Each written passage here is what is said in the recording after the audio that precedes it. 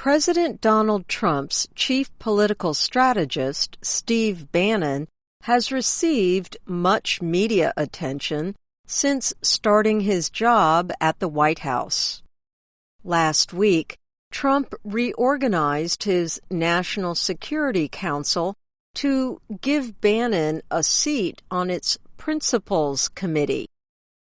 Lawmakers and former administration officials criticized the move.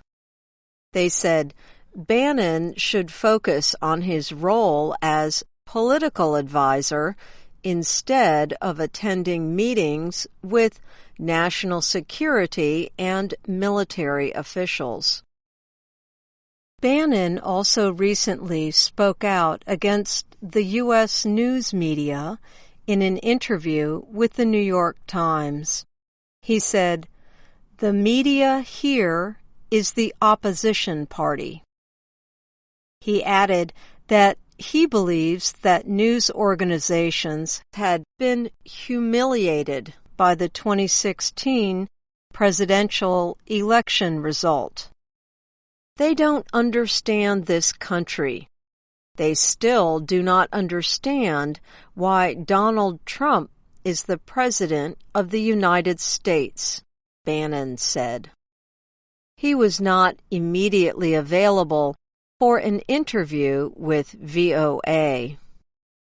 Bannon was born in November 1953 to working-class parents in Norfolk, Virginia.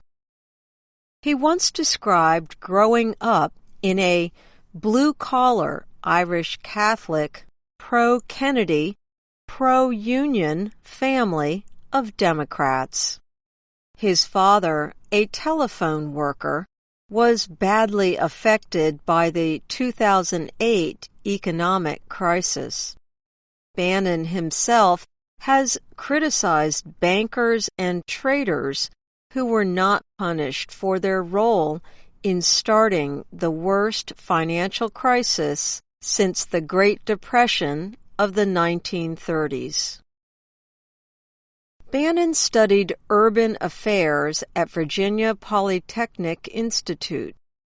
According to the Boston Globe newspaper, Bannon returned home to Richmond, Virginia during the summer to work in a local junkyard. He went on to earn a graduate degree from Georgetown University in Washington, D.C., and later a master's in business administration from Harvard University. Bannon served for 7 years in the U.S. Navy aboard ships.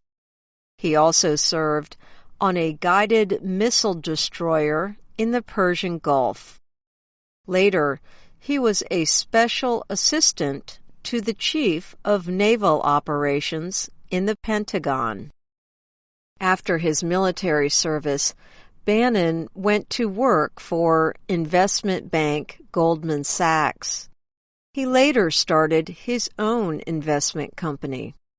He also produced films in Hollywood. Bannon produced more than a dozen movies during the 1990s. During that time, he made a deal that gave him a piece of ownership of several television shows. One of them was the hit show Seinfeld, which ended up making him millions of dollars. Before joining Trump's campaign, Bannon served as executive chairman of Breitbart News, a conservative news site.